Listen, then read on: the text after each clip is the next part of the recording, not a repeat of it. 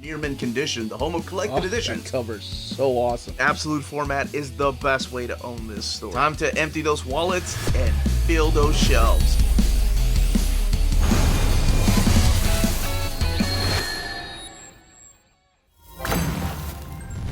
How's it going, all you minties? Uncanny Omar here from Near Mint Condition, the home of collected editions. And join me today for my overview of the Teenage Mutant Ninja Turtles, The Last Ronin Lost Years hardcover from IDW. So let's go ahead and get started.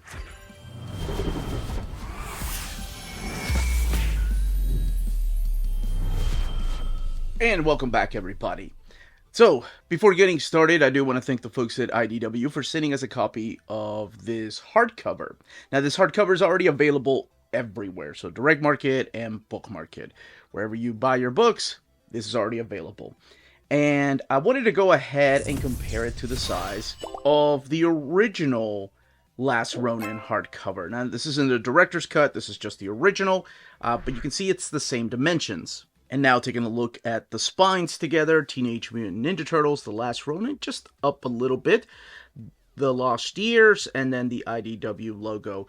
Now, rest assured, these are deluxe editions, meaning they are as tall as deluxe editions or omnibus editions, and taller than your standard size hardcovers.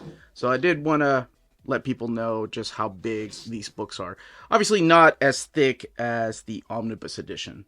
And then the back of the books, each one of these retailing for $29.99.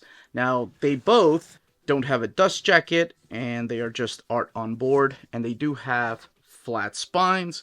This is how the eye looks like, and we also have glued binding again, much like the first original deluxe edition. So we're gonna crack this book open. Now, before I even crack it open, I think it's needless. I don't need to say this, but just in case, if you haven't read Last Ronin, you really should not be watching this video. Go and watch the Last Ronin video. No. Take that back. Go and buy Last Ronin. It was one of my favorite books of the year when it came out. And then come back to this one, because this works as both a prequel and a sequel to the Last Ronin. So it's kind of like Godfather 2, prequel, sequel. Yeah. All right. Fair warning, small spoilers ahead. Not really going to go deep into big spoilers in this one, but just small spoilers for mainly the things that happen in that book. All right. Let's go ahead and crack it open. Okay, let's go ahead and crack it open. As mentioned, this both takes place before and after. So there are different artists depending on what storyline we're following. Teenage Mutant Ninja Turtles, The Last Ronin, Lost Years. So you have Kevin Eastman and Tom Waltz coming back.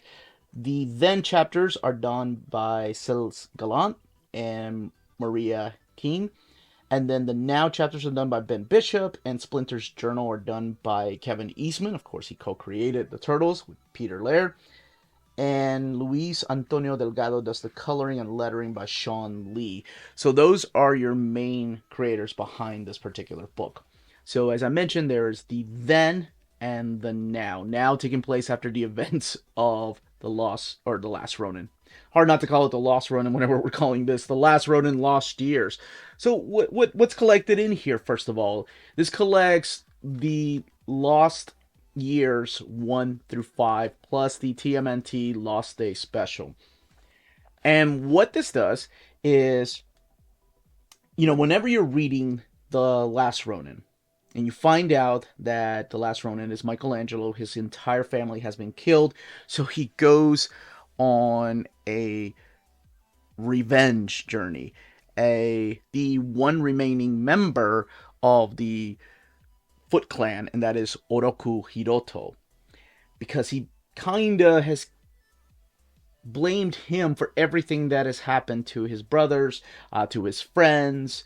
And as you read the story, you find out that, April survived, and she has her own daughter. This is Casey, of course, named after her father, Casey Jones, who ended up dying too, along with Donatello and Raphael and Splinter. And if you haven't read the book, you don't mind spoilers, yeah, that's what happened. But you can find out exactly how they died in the pages of The Last Ronin. But when we read The Last Ronin, Mikey's already this really brooded character. Like, he's angry. He's lost a lot. A lot of years have happened from the moment that his family died to the moment that he came back to New York to strike at Oroku Hiroto. Well, this tells the story of what happened after his family died and how he kind of became the turtle that was in The Last Ronin. But before we do, we kick it off with the now part because we have a little flashback of then of Mikey getting beat up, and it looks like he's somewhere in Japan. Japan. As a matter of fact, he's in Hokkaido, Japan, as it states up there. But then we get to meet the new cast of turtles, because by the end of the original Last Ronin, there were 4 turtles, and these turtles grew on me. So you have Yi, you have Moha, you have Uno, and you have Odin. And Odin is probably my favorite. And each one of these share similarities to the original turtles, not because of the way they look, because obviously they're 4 different looking turtles. 2 of them are female, 2 of them are male, but it's that aggressiveness of Raph, that leadership quality of Leo, and the nerdiness of Donatello that you'll see in these particular turtles, but they also stand out in their own individual way. By the way, all 4 of their names means one. So that's really cute, because I was like Uno and Odin, so I had to look up what Yi and Moha were, but they all mean one. So I thought that was really cool. And Casey has become their master, because she promised by the end of The Last Ronin that she would take care of them and carry on the tradition that Splinter started with his 4 turtles. And what is shown through here, it seems like April has had this journal, and it's Splinter's journal, and it's teaching her lessons, and this is all drawn by Kevin Eastman. And then we go back to the past where Michelangelo is living in Japan. He looks like he's getting beat up, and he has a flashback of what happened to all his friends, who was responsible. And we find out that he's been living here in peace. He's been wanting to be left alone. However, when he goes out in the town, even though he's going out at night, people find out that there's this walking monster, this kappa, this turtle that's walking around, and it's a monster. So we are introduced to a new villain, and the new villain is called, the Death Worm, and all his clan has this tattoo branded on them. But the Death Worm's goons are going after Mikey. And Mikey, wanting to be left alone, has decided, okay, I can't stay here because it's also harming the villagers that live near me, that knew about me staying out in the forest. So he seeks revenge. Now, this is before, like I said, he is that broody and angry, revenge-driven turtle that we see in The Last Ronin. This is when he's still trying to find himself. Because if you all recall, no matter if you watched the TV show, the animated series, if you read the original comic book, if you read the IDW comics, if you play the video games, or whatever incarnation of Turtles, Mikey's always the party dude. Mikey's the goofy one. So how do we go from goofy, funny, life of the party to revenge, nothing is funny type of character? Well, this shows you exactly his path. And one of the most important things that happens is he starts seeing his brothers. And his brothers are talking to him, and he's talking back, so he's having interactions with them. And we keep having to go from the flashback to modern time, and you'll see the 4 turtles of Moha, Uno, Odin, and Yi grow up and being trained by Casey. And Casey's having issues, training her turtles. And April steps in from time to time to kind of teach her lessons that her own father did. Like things that he would do that set aside the actual plan to do right, to do the right thing. And I thought that was really cute, like her teaching these new turtles how they can be better. I almost said people, but yeah, sure, better people. And we'll see Mikey journey from Japan all the way to the small island and be trained by another sensei and make it all the way to the beginning of what is Last Ronin. And that's what this is. This is a big journey that filling in the gaps, and it has a lot of narrative. So we get to see the inner workings of Mikey. We get to see the way that he thinks. We didn't get a lot of that in the Last Ronin, He was already jaded, he was already broken, and he was on a mission. But in here, we start seeing how he became that particular turtle, and that's what makes this so interesting. And I'm glad, part of me is like, well, why didn't they just put this as a big collection and insert these chapters before The Last Ronin, and then the chapters in the aftermath after The Last Ronin, and no, that's just not the way it works. I think it works wonderfully like this. I think The Last Ronin stands alone by itself without any kind of explanation as to what Mikey's going through, other than, losing his family or what he's been through. But here you get detailed information as to the journey that it took him for the years after his family was massacred to him getting revenge on Oroku Hiroto. Now, this also explains what happened to some of the other mutants, because we didn't see that many mutants in The Last Ronin.